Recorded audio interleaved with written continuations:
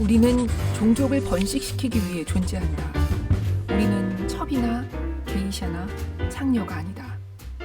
그와는 반대로 우리를 그 범주에서 배제시키기 위해 가능한 한 모든 조치를 취했다.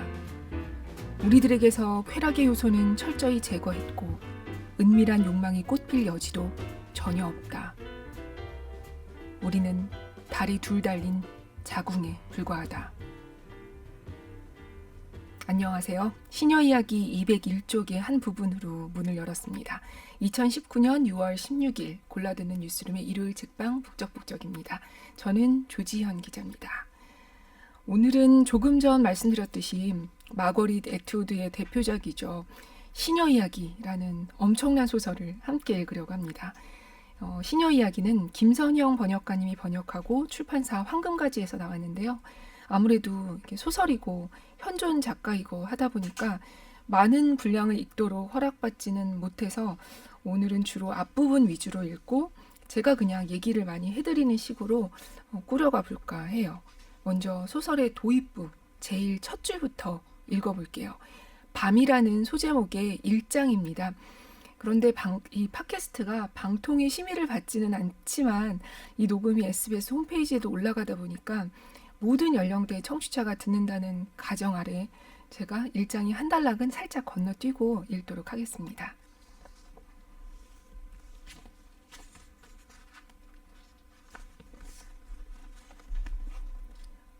우리는 한때 체육관으로 쓰던 곳에서 잠을 잤다. 레커치를 한 나무바닥 위엔 한때 그곳에서 열리던 경기들을 위한 직선이며 동그라미들이 그려져 있었다. 농구 그물은 없었지만 링은 여전히 제자리 달려 있었다.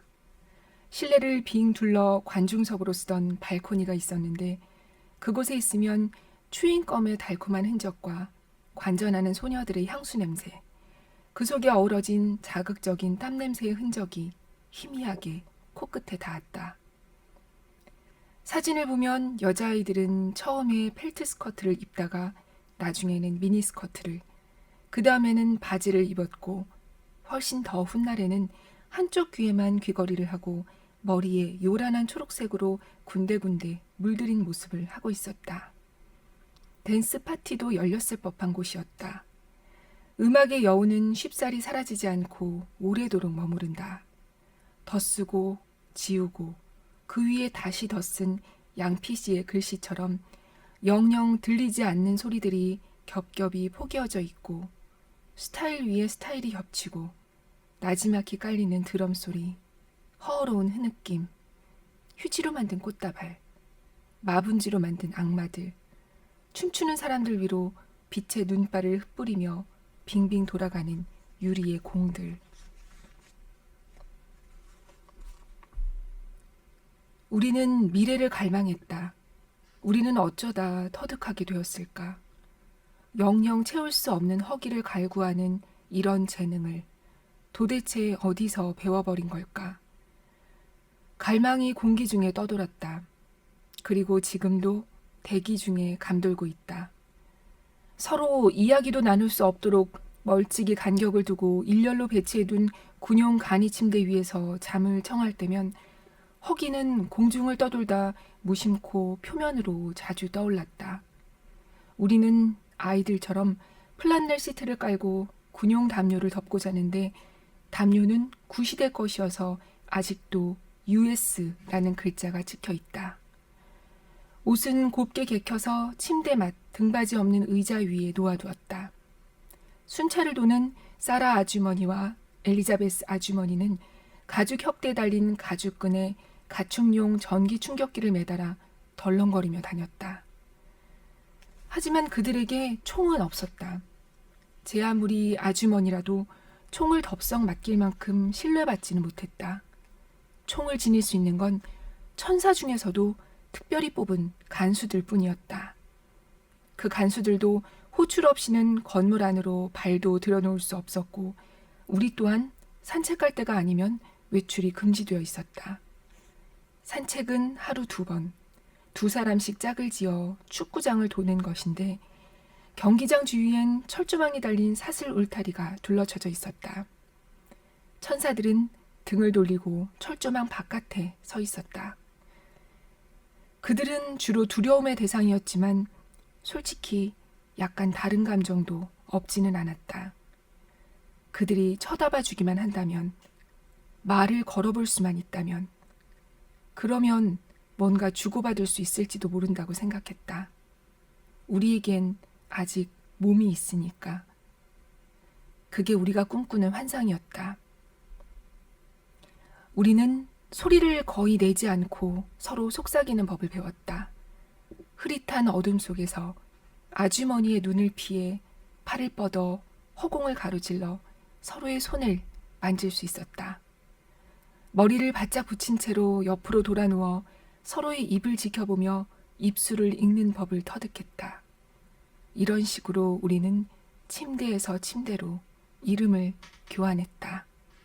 알마, 제닌, 돌로레스, 모이라, 준.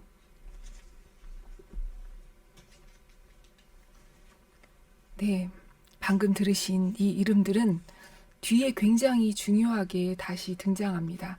지금 들으신 1장은 레드 센터라고 이 시녀 훈련기관 같은 곳이었는데요.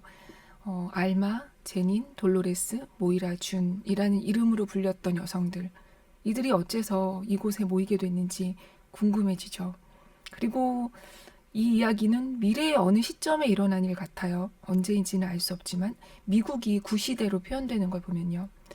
또 아주머니, 천사라는 건 아마도 이 시스템 아래에서는 어떤 지위를 뜻하는 것으로 보이는데 이런 인물들도 나옵니다. 그리고 대체 여기서 말하는 우리는 누구일까요? 이어서 2장의 앞부분으로 가볼게요. 2장에는 쇼핑이라는 소제목이 붙어 있습니다.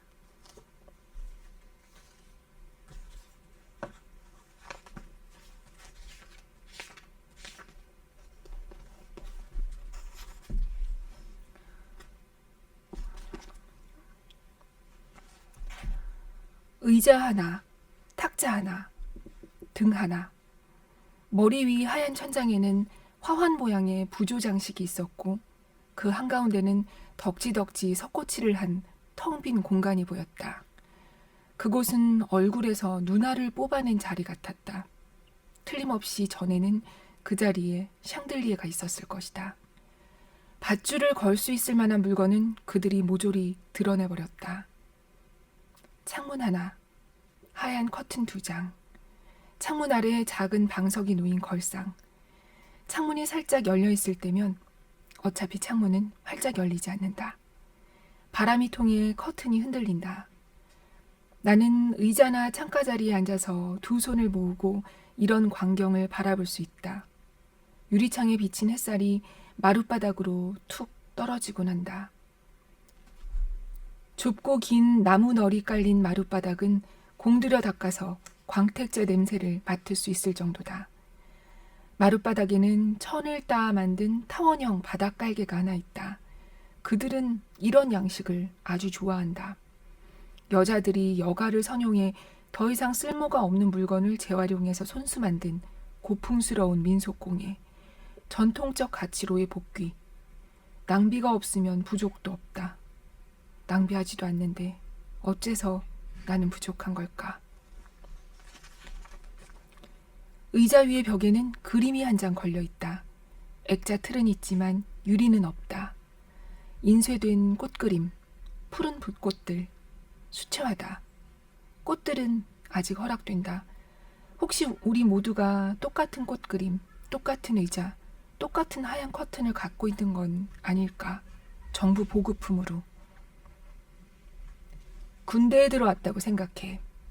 리디아 아주머니는 말했다.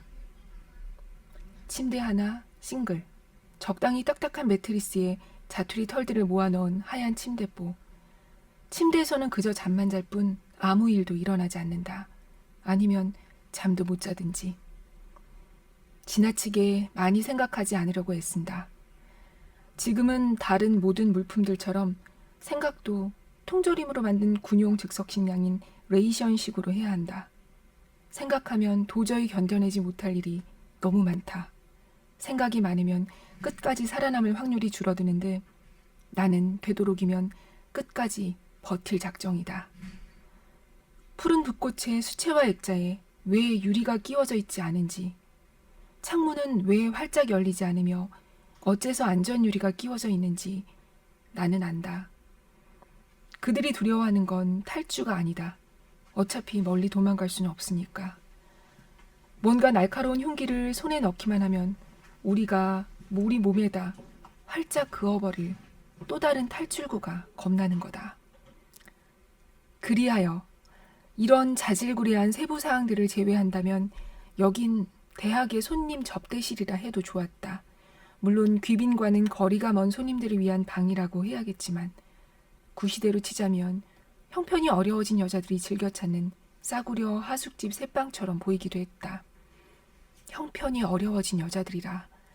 따지고 보면 그게 바로 지금의 우리들이다. 하긴 형편이란 게 그나마 남아있기는 한 사람들에게나 해당되는 말이지만 그래도 의자, 햇살, 꽃들 이런 것들을 쉽사리 무시해선 안 된다. 나는 목숨이 붙어있고 살아가고 있고 숨쉬고 있다. 꼭 모아쥐고 있던 두 손을 펴고 햇살을 받아본다. 내가 있는 이곳은 감옥이 아니라 특혜의 장소다. 흑백 논리를 사랑하는 리디아 아주머니의 말대로. 시간을 재는 종이 울리고 있다. 이곳에선 시간을 옛날의 수녀원처럼 종소리로 알린다. 또한 수녀원이 죄송합니다. 다시 읽겠습니다. 또한 수녀원이 그러했듯이 거울도 몇 개 없다. 의자에서 일어나 발을 뻗어 햇살 속으로 밀어넣는다. 발을 감싼 빨간 구두는 굽이 났지만 그건 춤을 추기 위한 게 아니라 척추를 보호하기 위한 거다.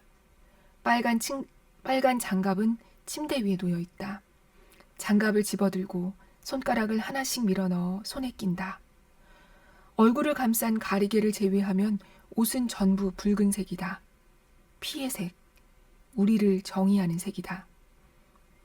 치마는 발목까지 오는 풍성한 주름 스커트이고 드레스엔 가슴까지 이어지는 판판한 앞판과 손목을 덮는 긴 소매가 달려있다.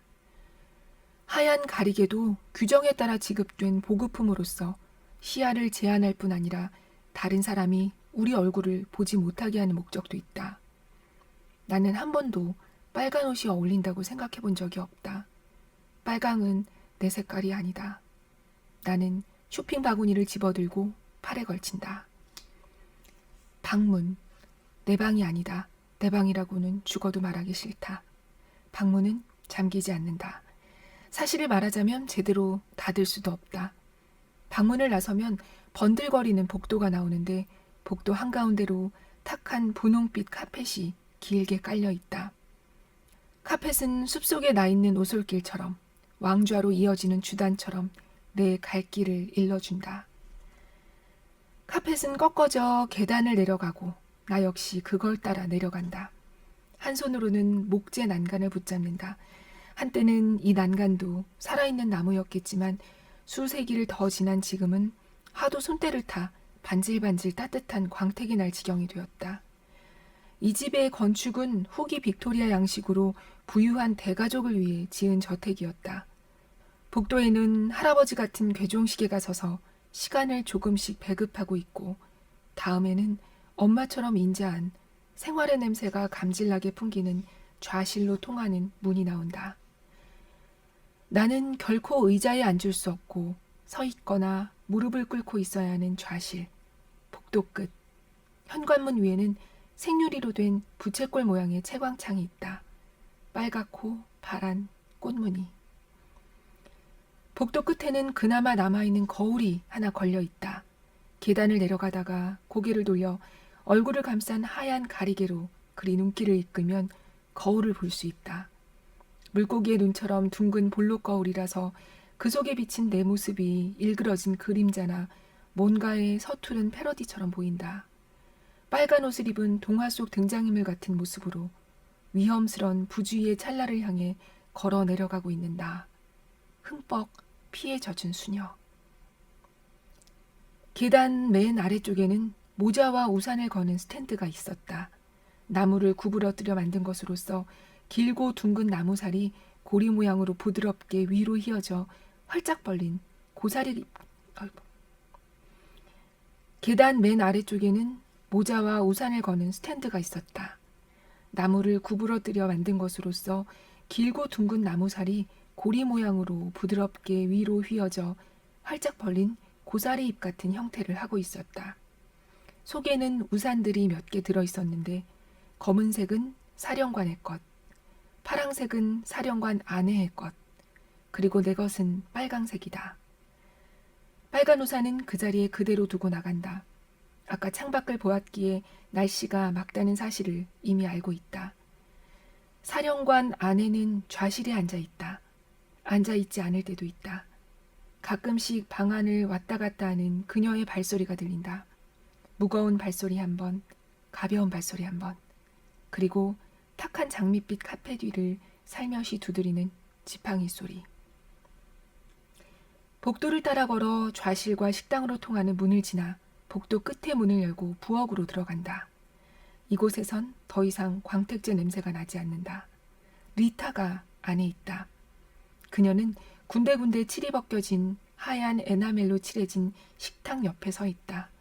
늘 입는 하녀의 드레스를 입고 있었는데 구시대 외과 의사들의 수술복처럼 둔탁한 녹색이었다.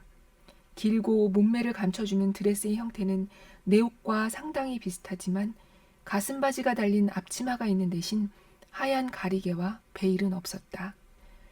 바깥에 나갈 때는 베일로 얼굴을 가렸지만 사실 하녀의 얼굴이야 드러나든 말든 아무도 신경 쓰지 않았다.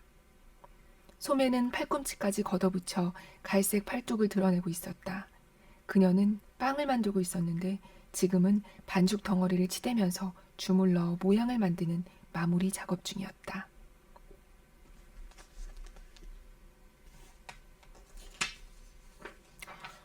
네, 방금 들으신 부분에서 드디어 화자, 나가 나왔죠. 이 주인공이 사는 집은 사령관의 집이고 그의 아내도 있습니다. 사령관은 검은색, 아내는 파란색, 시녀인 나는 빨간색, 그리고 하녀는 초록색으로 구분된다는 걸 우리가 알 수 있었습니다. 나는 뒷문으로 나가 정원에 들어선다. 정원은 널찍하니 잘 정돈되어 있다. 한가운데에 잔디밭이 있고 버드나무 한 그루, 늘어진 버들개지들이 있다. 가장자리를 따라 화단이 빙 둘러쳐져 있는데 화단에 수선화는 시들어가고 있고 튤립이 컵 같은 꽃봉오리를 열며 색채를 흩뿌리고 있다. 튤립은 새빨갛고 줄기 쪽으로 갈수록 붉은 빛이 점점 짙어진다. 마치 칼에 베었다가 막 아물기 시작하는 상처처럼. 이 정원은 사령관 아내의 관할 구역이다. 깨지지 않는 안전 유리창을 통해 바깥을 바라보다 보면 방석을 받치고 무릎 꿇고서 책 넓은 원유용 모자에 하늘색 베일을 두르고 가위며 꽃들을 제자리에 묶을 노끈이 담긴 바구니를 한쪽 팔에 낀 아내의 모습을 가끔 볼 수 있다. 힘들게 땅을 파는 일은 사령관에게 힘들게 땅을 파는 일은 사령관에게 파견된 수호자가 해야 하는 일이다. 사령관 아내는 지팡이로 가리키며 지시를 내린다. 아내 중에는 그런 정원을 가진 사람들이 많다. 정원은 아내들이 명령 내리고 가꾸고 돌볼 수 있는 공간이다. 내게도 한때는 정원이 있었다.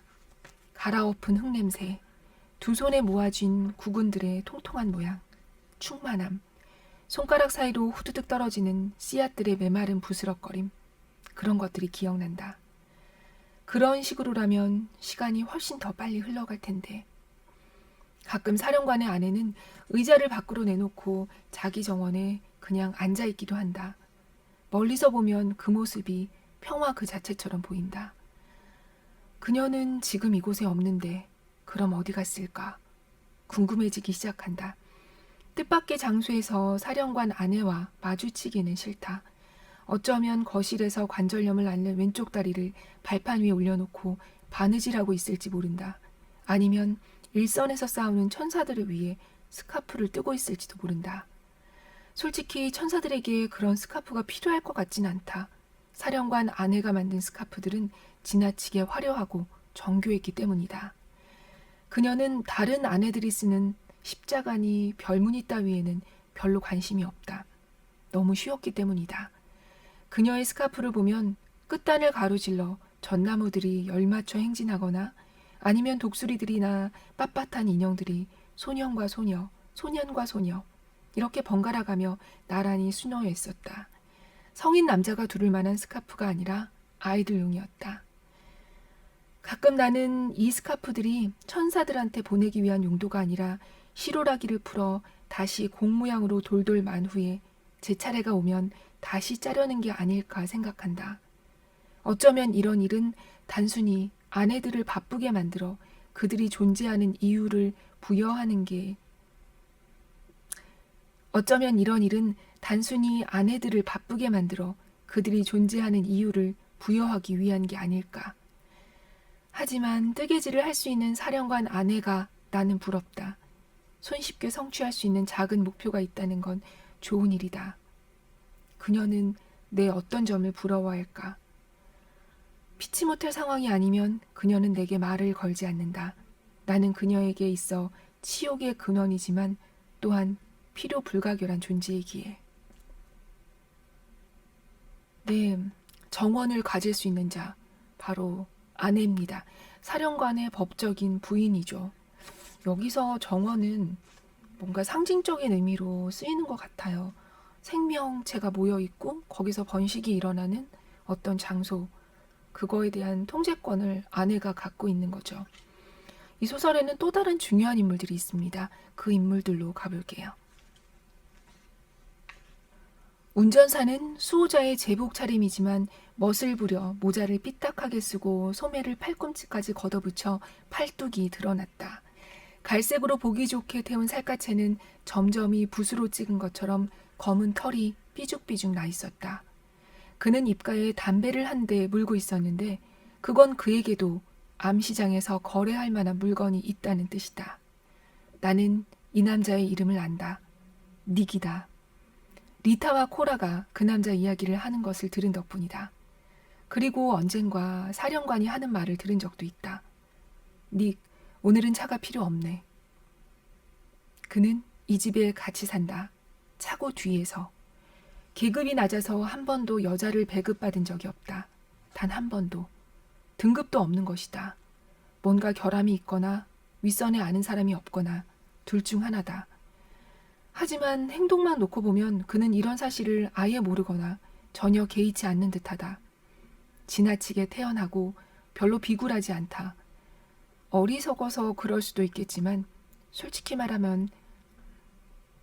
어리석어서 그럴 수도 있겠지만 솔직히 말하자면 내 생각은 다르다. 옛날 표현으로는 수상쩍다 아니면 구린내가 난다고 했을 거다. 도대체 어울리지가 않는다. 나도 모르게 그의 채취가 어떨까 생각한다. 구린내나 비린내 따위는 아닐 텐데. 구릿빛으로 탄 피부, 햇빛 아래 촉촉하게 젖은 얇은 담배 연기에 감싸인 피부. 나는 한껏 숨을 들이마시며 한숨 짓는다. 그는 나를 보고서 내가 자기를 바라보고 있다는 걸 알아차린다. 전형적인 프랑스인의 얼굴이다. 마르고 변덕스럽고 온통 평면과 각으로 이루어진 얼굴에 웃으면 입가에 잔주름이 진다. 그는 담배를 마지막으로 한 모금 빨고 진입로에 떨어뜨리더니 발로 밟아 비벼 끈다. 휘파람을 불기 시작하더니 한쪽 눈을 찡긋해 보인다. 나는 고개를 떨구고 하얀 가리개 속에 얼굴이 가려지도록 옆으로 돌리고서 계속 발걸음을 재촉한다. 저 사람은 저렇게 위험한 일을 도대체 왜 저지른 걸까? 내가 상부에 보고라도 하면 어쩌려고. 단순히 좀 친해보자고 그랬는지도 모른다. 내 얼굴에 떠오른 표정을 다른 감정으로 오해했는지도 모른다. 내가 정말로 원했던 건 담배였는데. 어쩌면 내 반응을 떠보려는 시험이었는지도 모른다. 그는 어쩌면 눈의 일원일지도 모른다. 나는 현관문을 열고 나와 다시 문을 닫는다. 아래로 시선을 떨군 채로 돌아보지 않는다. 보도는 붉은 벽돌이다. 그 풍경에 온 정신을 집중한다.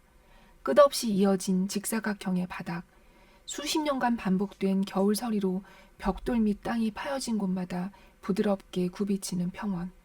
벽돌은 오래전에 색칠했는데도 산뜻하고 선명하다. 보도는 옛날보다 훨씬 더 깨끗하게 관리되고 있다. 나는 모퉁이로 걸어가 기다린다. 옛날에는 기다리는 일에 전혀 소질이 없었다. 리디아 아주머니는 줄 서서 기다리는 사람만 대접받는 법이라고 말한 적이 있다. 그녀는 우리더러 그 말을 암기하라고 했다. 그녀는 또 이런 말을 했다. 너희들 모두가 시험에 통과하지는 못할 거다. 맨땅이나 가시밭에 거꾸러지는 사람들도 생길 거야. 뿌리가 얕아서 견디지 못하는 사람들도 있을 테고. 그녀의 턱에 돋은 사마귀가 말할 때마다 위아래로 흔들렸다. 그녀는 또 이렇게 말했다. 여러분은 자신을 씨앗이라고 생각하도록 해. 바로 그 순간 그녀의 목소리는 음모를 꾸미듯 달콤하게 사람을 꼬드기는 것이었다. 옛날에 아이들에게 발레 레슨을 하던 여자들의 목소리처럼. 자, 지금 팔을 허공으로 쳐드는 거야. 우리가 나무라고 상상하자 하고 말하던 그 목소리처럼. 나는 구석에 서서 짐짓 나무인 척해본다. 얼굴에 하얀 가리개를 두른 빨간색의 형체, 나와 똑같은 형체가 내 쪽으로 걸어온다. 그녀는 바구니를 들고 빨간 옷을 입고 있다. 그녀가 내 곁에 다다르자 우리는 서로를 감싸고 있는 하얀 천의 터널 너머 서로의 얼굴을 흘낏 바라본다. 그 여자가 맞다. 결실에 축복 있기를. 여자는 우리 사이에서 허용된 인사말을 건넨다. 주님의 은총 있기를. 나는 대답한다. 역시 정해진 화답이다. 우리는 몸을 돌려 커다란 저택들을 지나 시내 중심가를 향해 함께 걷는다. 그곳에 갈 때는 반드시 두 사람씩 짝을 지어가야만 한다. 우리 신변을 보호하기 위해서라고 하지만 그건 정말 말도 안 되는 이유다. 보호라면 이미 충분히 받고 있다. 사실을 말하자면 그 여자는 나를 감시하는 첩자요. 나는 그녀를 감시하는 첩자다. 우리가 매일 하는 산책 중에 무슨 사고라도 일어나 한 사람이 그물망 밖으로 달아나기라도 하면 다른 한 사람이 책임을 져야 한다. 이 여자와 동행이 된 지 2주일째였다. 지난번 동행이 어떻게 됐는지 나는 전혀 모른다. 그냥 어느 날 나와야 할 자리에 나타나지 않았고 이 여자가 대신 그 자리에 서 있었을 뿐. 그런 일은 꼬치꼬치 캐묻지 않는 법이다. 물어봤자 원하는 대답이 돌아올 리 없기 때문이다. 애초부터 해답이 없는 것이다. 이번 여자는 나보다 좀 더 통통하다. 눈동자는 갈색이고 이름은 오브글렌이다. 그녀에 대해 아는 것은 대충 그 정도가 끝이다. 그녀는 고개를 푹 숙이고 빨간 장갑을 낀 두 손을 모은 채 뒷발로 걷는 훈련을 받은 돼지처럼 종종대며 얌전하게 걷는다. 함께 걸어가는 동안 그 여자는 투철하게 정석적인 발언 말고는 한마디도 하지 않는다. 하지만 생각해보면 그건 나도 마찬가지다. 그녀는 이름만 시녀가 아니라 진짜 신봉자인지도 모른다. 그런 위험을 감수할 수는 없다. 네, 닉이라는 운전사 그리고 이웃의 하녀인 오브글렌이 등장합니다. 이웃 하녀의 이름은 오브글렌, 그리고 지금 이 이야기를 하고 있는 화자이죠. 나는 이곳에서 오브 프레드로 불려요. 하녀들의 이름은 모두 오브로 시작하는데요. 오브 뒤에 사령관의 이름이 붙습니다. 하녀는 그저 사령관의 소유물일 뿐인 거죠. 글렌의 하녀는 여러 차례 바뀌지만 그녀들은 항상 오브 글렌입니다. 사령관 프레드의 하녀 역시 언제나 오브 프레드고요. 정리를 여기서 한번 해보면요. 사령관과 아내는 부부관계고 이 초록색 옷의 하녀는 집안일을 하고 빨간 옷의 시녀는 여러분이 추측하시다시피 네, 맞습니다. 오직 아이를 낳는 존재예요. 아내는 아이를 가질 수 없습니다. 오직 시녀를 통해서만 가질 수 있어요. 이곳에서는요. 그 방법도 굉장히 기이하다고 할 만한데요. 사령관, 아내, 시녀가 모두 관여하지만 거기에 애정이라든지 사랑은 전혀 존재할 수 없는 상황이 철저히 유지됩니다. 책에서는 이 일이 의례라고 불리는데요. 이런 문장이 있어요. 이 일이 누구에게 더 끔찍할까? 아내일까? 나일까?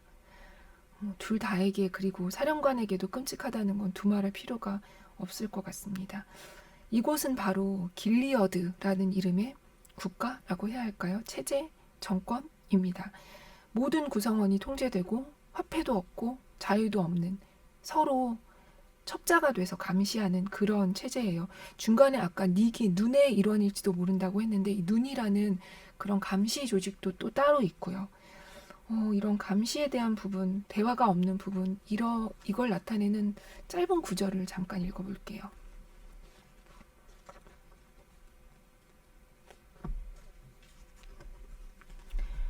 서로의 이야기에 그래, 그런 마음 알아 라는 표시로 고개를 구두점처럼 끄덕거려 보일 수도 있을 텐데 특효약을 서로 알려주고 서로 자기가 더 아픈 데가 많다고 궁상맞게 경쟁이라도 하듯 한탄을 늘어놓고 처마에 앉은 비둘기들처럼 보드랍고 서글픈 단죄의 음색으로 소곤소곤 불평을 늘어놓을 텐데 아, 무슨 말인지 알아 라고 우리는 말하겠지.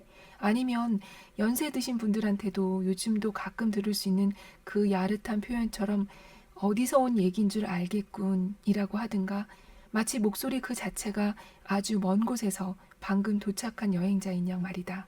어찌 생각하면 그럴지도 모르지. 정말 그래. 전에는 그런 할일 없는 수다를 얼마나 경멸했던가. 지금은 목마르게 갈망한다. 최소한 그건 대화니까. 일종의 교환이니까. 네, 이런 대화조차 할 수 없는 곳이에요. 그런데 앞서 들으셨듯이 이게 원래 그 아까 침대 담요에 US라고 찍혀 있었잖아요. 원래 미국이었던 나라인데 왜 길리어드로 바뀌었는가에 대한 이유가 이 소설에는 이렇게 설명되어 있습니다. 20세기에 인류가 만든 생화학 무기들, 그리고 원자로 사고, 화학물질 등으로 인해서 건강한 아이를 낳기가 어려워지고 또 낙태가 늘고 이러면서 인구가 급속도로 줄자 쿠데타를 통해서 길리어드라는 강력한 전체주의 정권이 등장합니다. 이 정권에서는 출산을 특히 국가가 관리해요. 건강한 아이를 낳을 수 있는 여성인 시녀를 지배계급의 가정으로 배치해서 아이를 낳도록 하고 이 시녀가 아이를 낳고 나면 아이는 아내에게 줘요. 그리고 시녀는 또 다른 집으로 보내지고 그러다가 더 이상 아이를 낳을 수 없게 되면 콜로니라는 곳으로 추방돼서 독극물 처리 같은 걸 하게 됩니다. 조금 전에 닉을 설명하는 부분에서 들으셨듯이 낮은 계급의 남성은 아예 시녀를 배급받을 수도 없고요. 또 낙태도 금지돼 있어서 구시대에 낙태를 했던 의사들은 뒤늦게 발견되면 막 처형되고 그러거든요. 그렇다고 여기가 길리어드가 생명을 존중하느냐 하면 그건 전혀 아닙니다. 여기서 아이와 아이를 낳는 여성은 그냥 오로지 체제를 존속하기 위한 수단일 뿐이에요. 리디아 아주머니들은 이 체제 유지의 핵심 인물들인데요. 아주머니가 시녀들을 교육하는 한 장면을 읽어보겠습니다.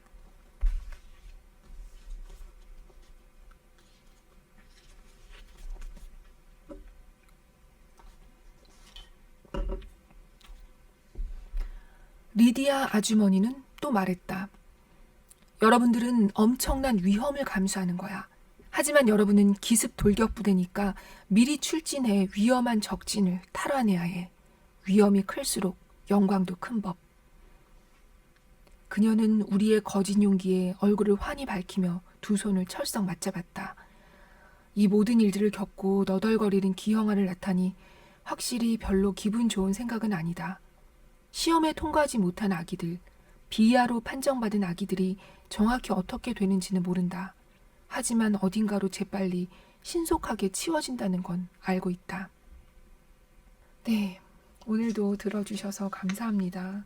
제가 애착이 많은 책을 가져올수록 하고 싶은 말이 많아서 더 좀 정리가 안 되는 것 같기도 해요. 아마도 이번 것도 녹음하고 나서 나중에 제가 분명히 이불킥하면서 아, 내가 그 얘기 왜 안 했지? 뭐 이럴 것 같습니다. 항상 아쉬움이 남는 거지만 다음에 더 잘하면 되겠죠? 그리고 지난 책 살아온 기적 살아갈 기적 들으시고 팟빵에 댓글 남겨주셨죠. 캐러멜 장미님이 서가에 꽂아두고 있던 장영희 교수님 책을 다시 펼쳐보게 되었다고 하셨어요. 항상 빠짐없이 듣고 있으니까 오래도록 해주세요 라고 해주셔서 너무 고맙습니다. 그리고 아씨1202님 이렇게 눈에 익은 아이디 별명이에요. 삶을 세상을 담담하고 지나치지 않게 표현한 이야기도 좋으셨다고, 다시 학창시절로 돌아간다면 이런 선생님을 찾아서 배우고 싶은 마음이라고 하셨습니다. 네, 너무너무 감사합니다. 댓글과 격려는 역시 큰 힘이 되는 것 같아요. 저는 또 3주 뒤에 함께 읽고 싶은 책 갖고 돌아오겠습니다. 안녕히 계세요.